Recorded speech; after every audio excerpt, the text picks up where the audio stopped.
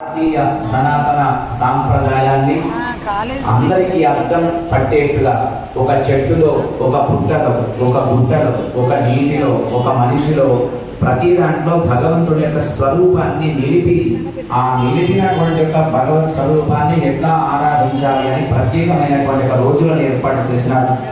వాటిలలో శక్తివంతమైనటువంటి నవరాత్రులు ఎన్నో ఉన్నప్పటికీ శరత్కాలంలో ఆశ్వీజ మాసంలో వచ్చేటువంటి నవరాత్రులు ఏవైతే ఉన్నాయో వాటికి చాలా ప్రాశస్త్యమని అన్ని పురాణాలు మనకు నొక్కి వక్కాణిస్తున్నాయి. వాటిల్లో ఆశ్వీజ మాసంలో వచ్చేటువంటి దశమికి మరి ప్రతి నెలలో దశమి వస్తుంది. 2 దశములు వస్తాయి. శుద్ధ మందు వస్తుంది, బహుళ మందు. పౌర్ణిమ కంటే ముందు ఒక దశమి వస్తుంది, అమావాస్య కన్నా ముందు ఒక దశమి వస్తుంది. అయినా అన్ని నెలల్లో 24 నెలల్లో కేవలం ఈ విజయదశమికి ఇంత ప్రాధాన్యత ఎందుకంటే మహాభారతాన్ని మనం పరీక్షిస్తే ఉత్తర గోగ్రహణం జరిగినప్పుడు పాండవులు వనవాసం చేస్తే శ్రీకృష్ణ పరమాత్ముడు చెప్తాడు, ప్రతి చెట్టులో పరమాత్ముడు ఉన్నాడు కనుక ఏ శని వృక్షంతో అది అగ్నిగర్భమైంది అని. అంటే దాంట్లో వేసినటువంటి ఏ పదార్థం ఉందో దానిలో నుంచి అగ్ని తనంతట తానే పుడుతుంది. అందుకే మనం యజ్ఞయాగాల్లో చూస్తే అరణి మదనానికి కింద గర్భం పెట్టింది అదే వ్యాస భగవానుడు అరణిని చిలికితే వచ్చినవాడు, అందులో నుంచి తేజస్సు ఎట్లాగైతే వచ్చిందో ఆ తేజస్సులో పుట్టినవాడే శుకుడు. ఆ ఉత్తర గోగ్రహణం అప్పుడు పాండవులు వనవాసం చేస్తే వీళ్ళ ఆయుధాలు ఎక్కడ పెట్టారో తెలియకపోతే ఆ వృక్షం పైన పెట్టడం. అదే రోజు శ్రీకృష్ణ పరమాత్మ యొక్క సంకల్పము చేత ఎవరికి వెళ్ళి అవి చూసిన ఆయుధాలాగా కనిపించకుండా కేవలం విజయదశమి రోజే వనవాసం పూర్తి చేసుకొని ఆ వృక్షానికి పూజ చేసి, ఇది ఎట్లా చేయాలంటే మన దగ్గర చెట్టు లేక ఇక్కడ కొమ్మను తీసుకొని వచ్చినాం, కానీ ఆ చెట్టు ఎక్కడ ఉంటుందో అక్కడికి వెళ్ళి అక్కడ ఉండేటువంటి ఒక మట్టితో పాటు దానిలో ఉండే ఒక శక్తి అపరాజిత అని దానికి పేరు. మాయాశక్తి అని ఒక పేరు, జయాశక్తి అని ఒక పేరు, విజయాశక్తి అని ఒక పేరు.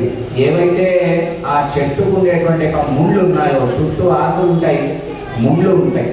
మన 24 జీవరాశులలో జ్ఞానం కలిగినటువంటి ఒక మనుషులమై పుట్టిన మనకి సంసారంలో అనేకమైనటువంటి ఒక ముళ్ళు ఎన్ని ఉన్నప్పటికీ వాటిని అన్నింటినీ ఛేదించి భరించి ఓపిక పట్టుకొని భగవంతుడి యొక్క చరణార్థులకు వెళ్ళడమే దీనిలో ఉండేటువంటి అంతరార్థం. అయితే దానిలో ఉండేటువంటి ఏ అపరాధిత శక్తి ఉందో ఆ అపరాధిత శక్తి వలన ఈ విజయదశమి రోజు, దీనికి విజయం అనే పేరు, ఆ విజయదశమి రోజు శమి పూజ ఎవరైతే ఆచరిస్తారో ఆచరించిన వాళ్ళకి ఇప్పుడున్నవి కానీ భవిష్యత్తులో వచ్చేటువంటి ఆటంకాలు ఏముంటాయో, ముఖ్యంగా ఈ విజయదశమికి ఏం చెప్తారంటే విజయదశమి రోజు కనుక శని పూజ చేసి ఆ బంగారాన్ని మన దగ్గర పెట్టుకోవడంలో ఉన్న అంతని అందరినీ తీసుకొని పోతాం. ఏదో ఇవాళ కనిపిస్తుంది మన షర్టు జేబులోనో ప్యాంటు జేబులోనో, రేపు ఉతికినప్పుడు దాని ఎక్కడో పడిపోతుంది.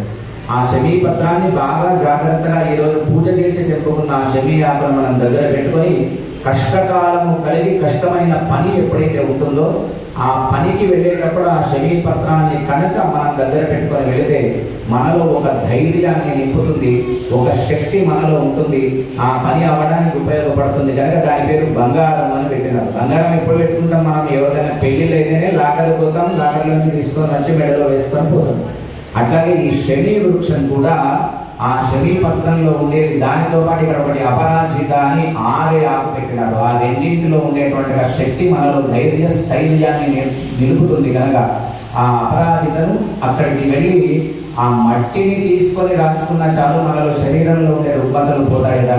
అట్లాగే శనిగ్రహానికి సంబంధించినటువంటి దోషాలన్నీ తీసివేస్తాయి. కనుక ఈ విజయదశమి రోజు ఎవరైతే శని వృక్షాన్ని ఆరాధించి ఆ బంగారాన్ని చేతిలో పట్టుకుంటారో వాళ్ళకి ఆ మాయాశక్తి, క్రియాశక్తి స్వరూపమైన జగన్మ యొక్క శక్తి పరిపూర్ణంగా అందరిపైన విరాజిల్లుతూ ఉంటుంది అని మనకు పురాణాలు చెప్పినాయి. కనుక లక్ష్మీ గణపతి సేవా సమితి వారు రూపాయి